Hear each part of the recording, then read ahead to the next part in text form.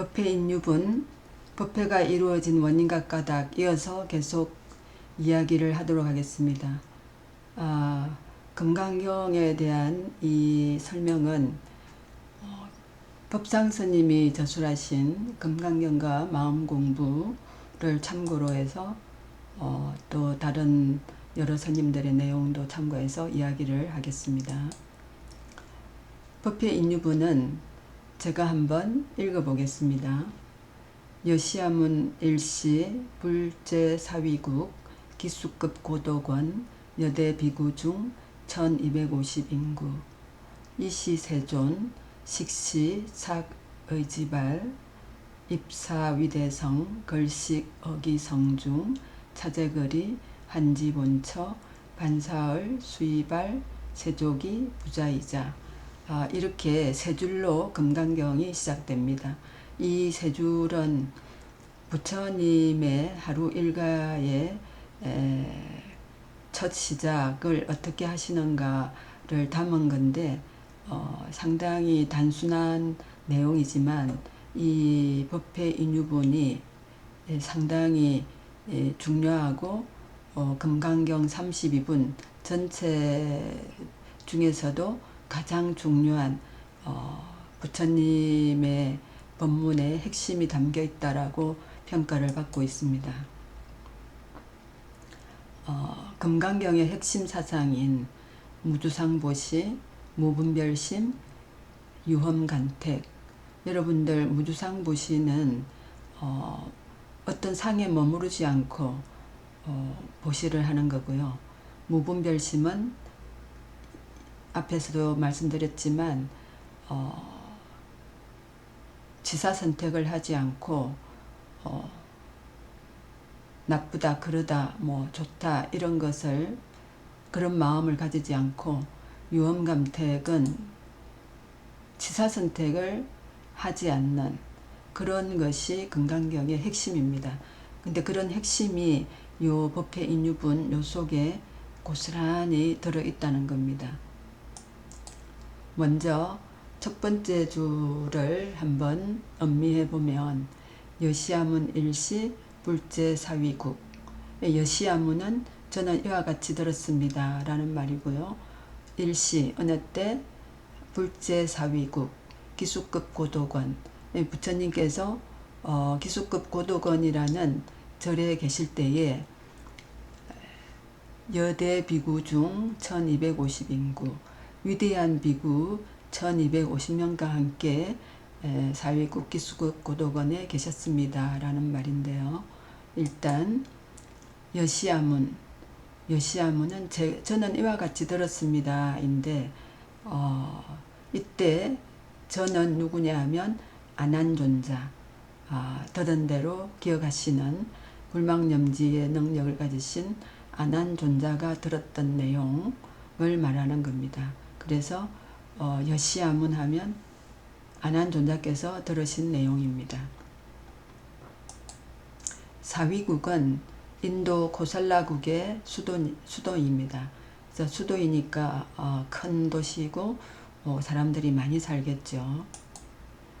그 다음에 1250인구라는 많은 스님들이 계시는데 그 중에 1000명은 가섭 형제가 부처님 제자가 되기 위해서 자기들의 제자들을 1000명을 데리고 부처님 설화에 배우러 오시는 거죠. 제자가 되기 위해서 오신 거죠. 그럼 나머지 250인구는 사리불 제자와 목건년 존자 제자 250명 이렇게 합해서 1250명이 부처님의 제자가 되어서 기수급 고도권 기수급 고도권은 기원정사라고도 이야기합니다. 아주 크고 아름다운 절이라고 하고요. 부처님께서 여기에 25년간 머무르셨다고 합니다. 누가 세웠냐면 급고독장자. 고독은 요 위에 한자 고독원을 보십시오. 보면 우리가 말하는 고독 있죠. 그래서 이 급고독장자도 상당히 고독한 부자였던 것 같습니다. 그분이 자기처럼 외롭고 또 힘든 사람들을 조건 없이, 여기서 이제 무주상보시가 나오는 거죠. 조건 없이 아무 어떤 바라는 바 없이 무조건 무주상 그 보시를 하기 위해서 세운 절이라고 합니다. 두 번째 줄은 이시, 세존, 식시, 착의지발, 입사위대성, 걸식어기성중, 차제거리, 환지본처. 해석을 하면 그때 세존께서는 공양대가 되어 가사를 입고 바루를 들고 걸식하고자 사위대성에 들어가셨습니다. 성 안에서 차례로 걸식하신 후 본래의 처소로 돌아오셔서, 여기까지인데 이 속에 아주 중요한 불교의 핵심 사상이 들어 있습니다. 일단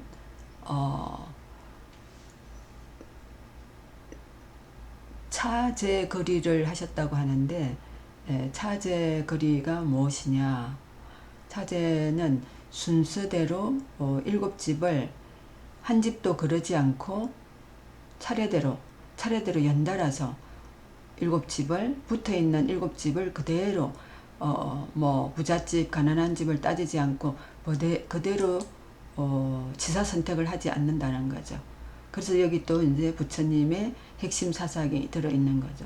지사 선택을 하지 않는다, 간택을 하지 않는다 하는 거죠. 그러면 왜 이런 사상이 등장했느냐 하면, 부처님이 왜 이렇게 하라고 하셨느냐 하면, 부처님 제자 중에 가섭존자와 안한존자가 계시는데, 안한존자는 부처님 시자죠. 부처님이 시자인데 상당히 잘생겼다고 합니다. 그리고 부처님의 사촌 동생이니까 뭐 계급 제도로 치면 아주 제일 높은 계급이겠죠. 그래서 이 안한존자가 걸식을 하러 나가면 부잣집에서 서로 모셔가서 맛있는 음식을 많이 주시고 서로 자기들 집에 오시기를 바랬다는 거죠. 그래서 안한존자는 한번 걸식을 나가면 아주 귀하고 좋은 음식들을 많이 받아서 기원정사로 돌아오시는 거죠. 근데 반대로 가섭존자는 부잣집은 피하고 가난한 집만 다니면서 걸식을 하시는데, 뭐 한 숟가락을 주든 반 숟가락을 주든 아니면 안 주든 그 가난한 집에 가셔서 그렇게 걸식을 하셨는데, 그 이유는 뭐냐 하면 가섭존자께서는 그런 가난한 집에서 성녀에게 조금이라도 보시를 해서 그 보시의 대가로 복덕을 받게 되면 좀 더 행편이 나아지지 않겠나 하는 그런 바람으로 가난한 집만 찾아다니셨다고 합니다. 그러다 보니까 어떨 때는 정말 아무것도 받아오지 못할 때가 있는 거죠. 그러면 그때는 이제 굶을 수밖에 없는 거죠. 그래서 안한존자와 가섭존자가 이렇게 서로 다른 어떤 마음으로 걸식을 했는데, 부처님께서 그러지 말라고 하신 거죠. 어떤 구분도 하지 말고, 만약에 내가 오늘 이 집에서부터 걸식을 하겠다고 한다면 그 집에서부터 한 집도 그렇지 않고 7집을 찾아서 그대로 뭐 한 숟가락을 받든 두 숟가락을 받든 그렇게 걸식을 하라는 거죠. 그래서 아무리 어려워도 두 숟가락의 따뜻한 마음을 서로 주고받는 보살행을 실천을 하라는 거죠. 그러면서 주는 자도 받는 자도 어떠한 상을 가지지 않고 무주상보시의 정신을 실천하라는 그런 정신이 들어있는 거죠. 그래서 이 법회 인유본이 아주 중요한 부분입니다. 핵심 부분입니다. 마지막으로 세 번째 줄은 반사을 수입할 세족이 부자이자. 근데 부처님께서 한지본처 본래의 처소인 기수급 고덕원으로 돌아오셔가지고 반사을은 공양을 드신 뒤 수이발은 가사와 바루를 거두고 세조기는 발을 씻으신 다음 부자이자 자리를 펴고 앉으셨습니다. 근데 왜 발을 씻으시냐 하면 옛날에는 맨발로 다니셨기 때문에 발을 이제 씻고 자리에 앉으시는 거죠. 자리에 앉으시는 것은 뭐 때문에 앉으시느냐, 아침에 걸식을 해서 부처님은 하루에 일식을 하셨다고 합니다. 그래서 사시에 일식을 하시고 난 다음에는 자리에 앉으셔서 대중들을 위해서 법문을 하시는 거죠. 그리고 그 대중들을 위한 법문이 끝나고 나면 오후에는 그 도시에 살고 있는 신도들이 찾아오면 신도들을 위한 법문을 하신다고 합니다. 그래서 이 부처님이 아침에 일어나셔서 사시맞이에 하시는 일까지의 아주 단순한 루틴한 그런 일이지만 그 속에 불교의 핵심 사상이 들어있다는 거죠. 그래서 무주상보시를 하고, 무주상보시를 할 때는 무분별심, 지사선택을 하지 않는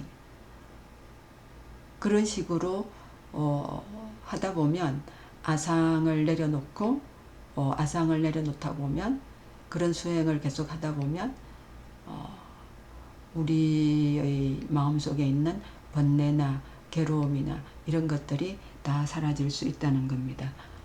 일단 오늘은 여기까지 설명을 하고 다음 시간에 2분을 하도록 하겠습니다. 경청해 주셔서 감사합니다.